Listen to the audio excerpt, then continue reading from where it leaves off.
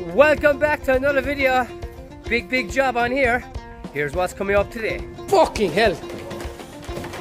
Will you relax? So it's a pretty high bank we're digging out here. That water will go down. Quite. Will you go down, you quite fuckers? Shh. Come on. Shh. Me and Mart now put on the stickers and the lambs. Try to identify them. Will this lad drink is the question. Did he spill it? Christ, he's out of his. Oh, he's out of his mind for it. He's drinking mad. Jesus Christ, lads. Will you hold it? What have you done, boys? The hell with you, Joe. I will not send so simple. So these lambs are tagged now and marked up. We're carrying these into the Mart now in Kilmare tomorrow. So hopefully prices won't be too bad. These are the worst lambs now. They're the smallest and we've been feeding there now the last 2 weeks, but we won't be getting big money for them, I'm afraid now, but we have to sell anyway. We need to get rid of them. So we're also carrying in some cull yaws. These are yaws now with bad udders, and there's a few older yaws that are a bit shook and some of them with bad feet. What we've done now over the last 2 years is any sheep with maybe bad foot rot, we just cull them because sick you treat him now and it's just a pain, so we're culling a lot of them now with bad foot problems. Some of them are great sheep and it's tough to cull them, but these are the yaws that are spreading the foot rot, so that's what you need to do, and we only started doing it now 2 years ago and we saw an improvement with it. Right, count them out, so see how many you have. Come on, Shelley. Make nice, Shelley. Come on. They never go down this flipping place. All right. Yo, come on. Jackie. Jack, stop. Hey, stop that. Stop. Then one. Look at this, look. That water will go down. Quite. Will you go down, you quite fuckers? Shh. Come on. Shh. Jesus Christ. Stop. Charlie. Stop that. Jack. Will I go in front of him, Jack? Jack, get out of it. Jack. You fool. Get out, Jack. Come up here. Come up here. Come on, drive, man, you. Stop. Come on. Shh. Hey, stop that. Get in the bed. I know, lads. Hop. Will they go in themselves? They will. Bring them on, so. Shh. Come on. Hey, Charlie, come here. Charlie, come on. Come on, lads. Shh. Come on. Ah, Jesus. Come on. Shh. Come on. Shh. Come on, lads. Come on. Jesus Christ, how many's left? They won't fit it all. No too many. How many is left for the next time? There's 25 or 6 for the next lot, I'd say. So I'm here now in Kilmare Mart and I've the first load brought in. I'm just waiting in the queue. So I'll be going back out in for a second load. So the mornings are fairly dark now. It's not far off. It's quarter to 8 now, so the mornings, the days are getting a lot shorter. Come on, lads, come on, get out.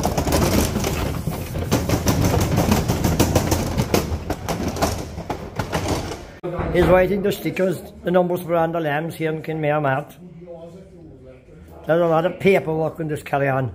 We're here in Kilmare Mart now, putting on the stickers and the lambs. Try to identify them. So we have four different groups. 4 different groups to sell.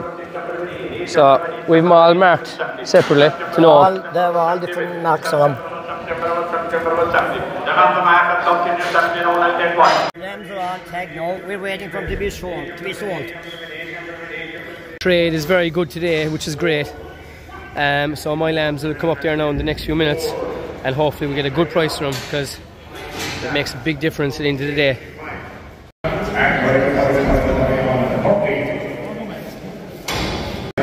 So they're 41.1, the first ones.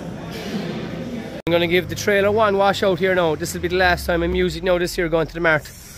So we'll put it into the shed when we go home, but I'll hose it down now here while it's fresh.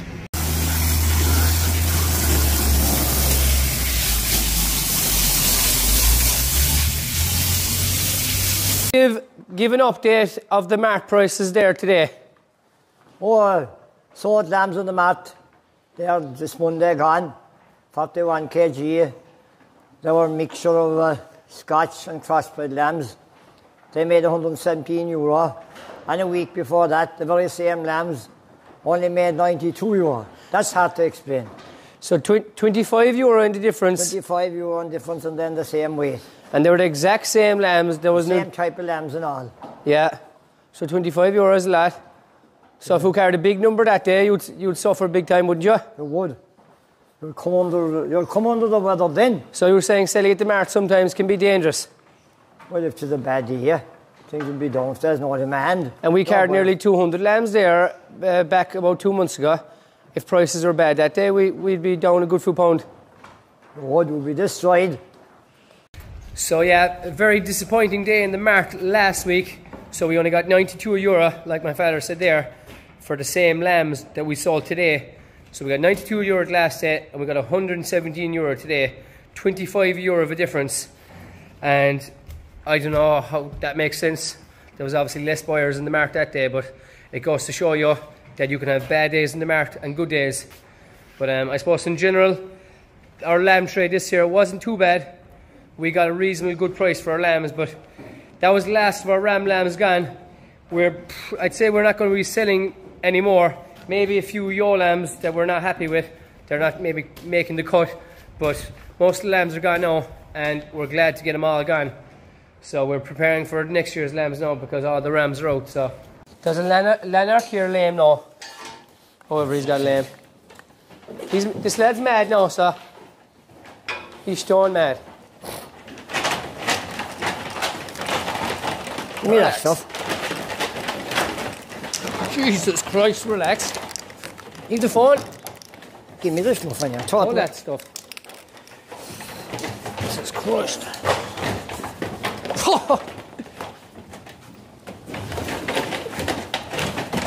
Fucking hell. Will you relax, you fucker? Jesus Christ, turn to him. I can't knock him. Right. Showing his leg. And you didn't see anything wrong with it. What's he laying for?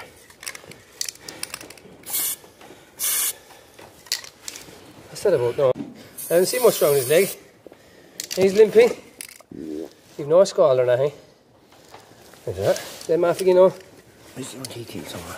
Let him off. Look at him. I go, miles away. Watching their pad, Jesus. Look at him. Front left. You can see there, he's lifting the front left leg. He obviously must have hurt it. Because there's nothing wrong with the hoof. Lovely. Not a problem. We're going off up the mountain now. Fixing wire. Let's put on with the long umbrellas. Putting in stakes here and there. And check you all along the bones. Because we have long bones and a lot of the neighbours don't put up any fence. We have to do it all. When did you start first fencing? When's the first fence you ever put up? Oh, there was fences there before me, but all the farm wasn't fenced like it's only all been fenced there since the late 1970s, the 80s. We're all fenced off then. There wasn't much wire up before that, so? Not much, no, only here and there. And would most of the sheep stay in their own mountain? There would. People used to go along then nearly every day and along the bits of bones and keep their own sheep intact. And you have to have fencing now everywhere for... Oh, you have to. You wouldn't even get the grand smoke to best when fenced in. These roads up here, the mountain, these roads are always here. Road from here going up to a place called Comolka.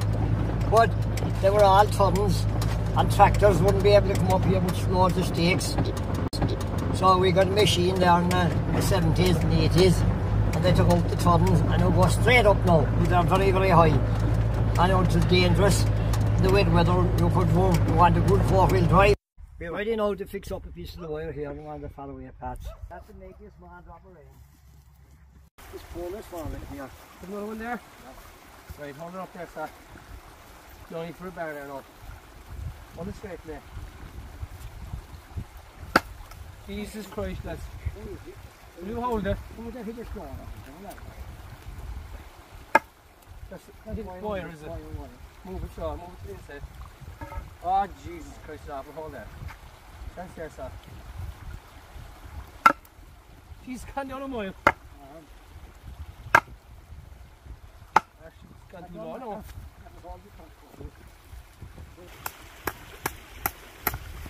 I reckon that'll do. How are the best sheep wire in Ireland? I wouldn't say that. Experienced. Maybe the worst sheep wire, I'd say. I've 2 fingers there now. Let go, let go, let go.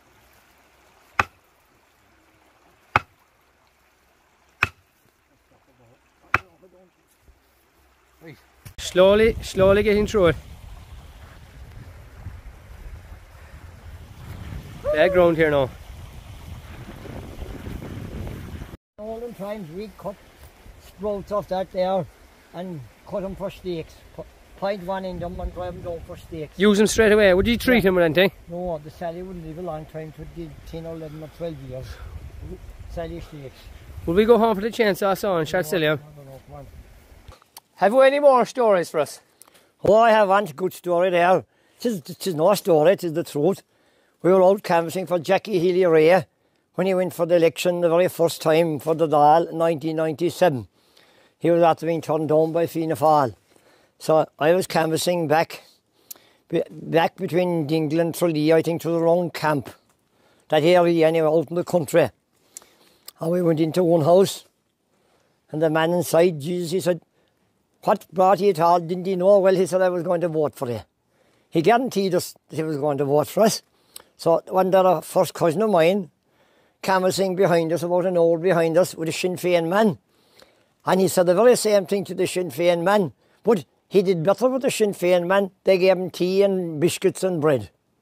So we went away out of that house anyway, and we crossed the road over without moving a car to another house. And we knocked at the door, and the biggest, strongest woman that I ever see opened the door. And we said we were here canvassing for Jackie Healy-Ray. She made an awful attack on us. She said, "Is that the bastard that's looking for the nude beaches?" At that time there was a pile of talk about having nude beaches in Kerry. And she said, "Wouldn't I like to see that bastard nude?" And she banged the door out against us and she nearly cut the hand off me. So we went away as quick as we could out of that. Went away anyway. And that happened. That did happen. So big job after starting here now today. So we're making roadways here into the farm here now, into the backside of the house or the sheds here. So we're just putting in a roadway up to the back of the sheep shed.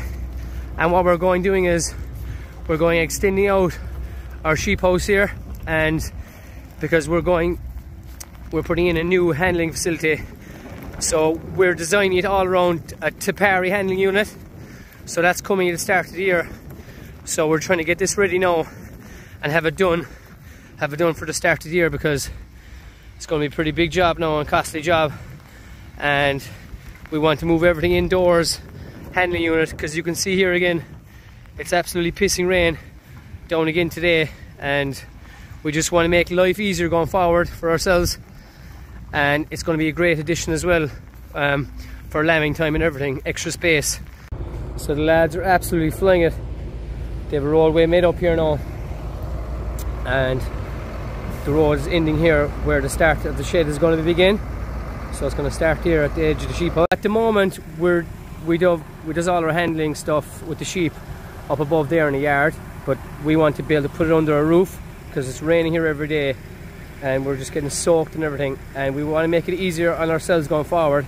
So that's why we've decided to extend the shed here and just make life easier for us. It's also cleaner because the sheep are going to be most of the time inside in the slat, and when we need them we'll bring them out here. We'll also have a slat here as well underneath them, so it'll be a great clean job, no cleaning up after us. So if you've any ideas on layout, please send me some messages there in the comments, and I'd really appreciate it. So next day now today, and they have a good bank dug out here, so this will provide good shelter as well when we're doing it. So it's starting to open up a good bit now, and can't wait now for this to get built. We've good soil as well to carry down below and use below further down the farm. So can't wait now, and we'll be damn glad of it coming now, especially with the bad weather, when we're going to be dosing and handling all the ewes and stuff. So the lads are doing a super job here, in fairness to them. So another benefit of this is most of the fields that we've roadways, but we're going to make all the roadways now link into this. So we'll be putting wiring up along, say, that roadway there now, so the sheep from all over the fields will just run into the handling unit here and into the sheep shed. Same with these roadways down here, they'll be coming down and we'll be making a linkage in here then, and the same for the mountain all down. So everything is going to be revolved around this handling unit now, just make it easier going forward. And because a lot of time there you spend hours and stuff there after sheep mixing, so we're going to have it all wired off properly and just make it easier on ourselves. It's a big investment, I know, but it'll be well worth it. So yeah, just bringing up loads of stone now from below and making a grand roadway here now. So it's also an access point here for agitating the slurry, so we won't be digging up the field anymore.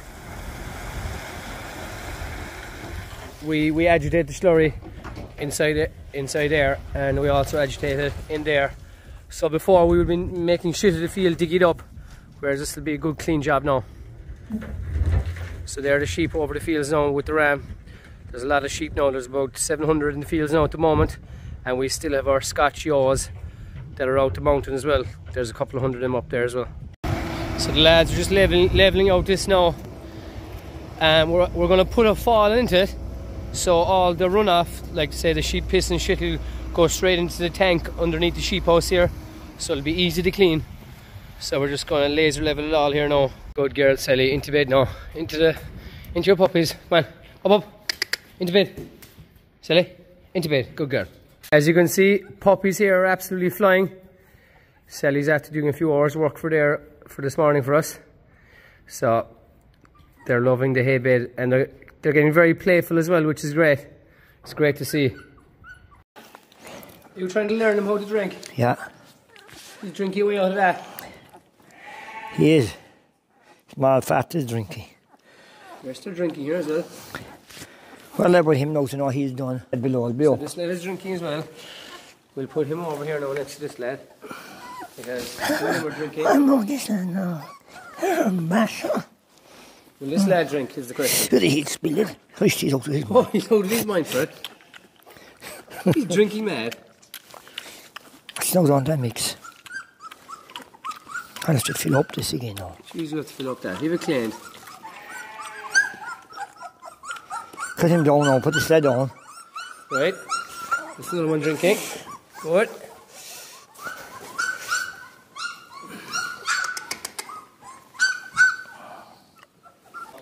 The pups are after growing now. I'm trying to learn them to drink milk. Because their mother won't be able to feed all them pups. You'll give them a bit of extra milk? Yeah. Their mother is a very young dog. Yeah, then. Right, next lad. This is a girl now. Drinky again. They're all drinky, so. Right, we'll give them their worm dose now as well. Syringe. So this is Parazol. 1/2 ml each. Right, first pup up for a worm dose. Syringe, you know, 1/2 ml if I can give it.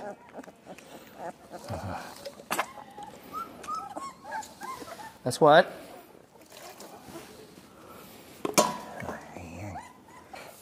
Right, this is the last pup for the worm dose now. They're too young. They're tiny pup. Right, they're all got a worm dose. They'll get it now again in 2 weeks' time. Oh, Jesus Christ. So we'll put them back in here onto the corner into the straw. Pups are doing very well, that's the main thing. They're here in the hay bed now, and we're going to give them a worm dose now. And my father has been giving him bits of crumbs with milk there, and he's learning him to drink milk as well. So we want to wean them off Sally as quick as we can, really, I suppose.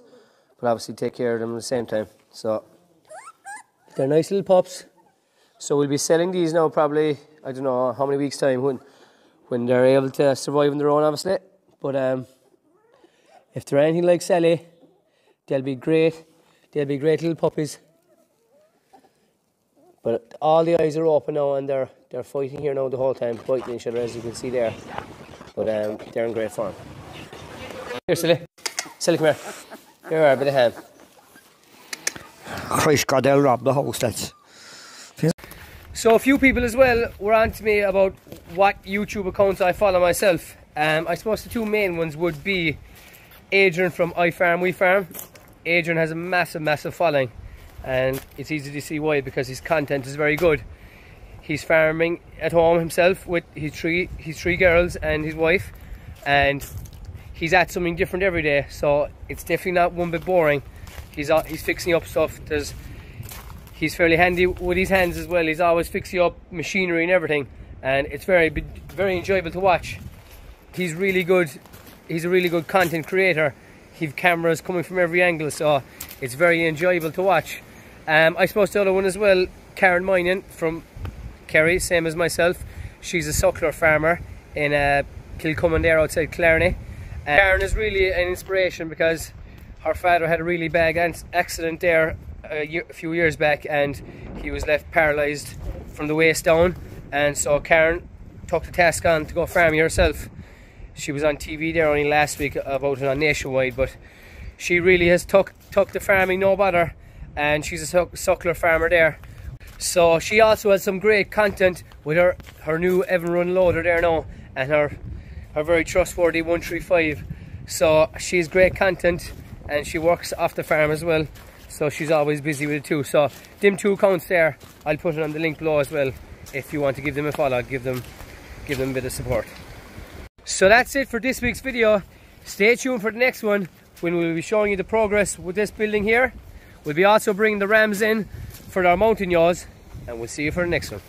What have you done, boys? To hell with YouTube. I bring that sense of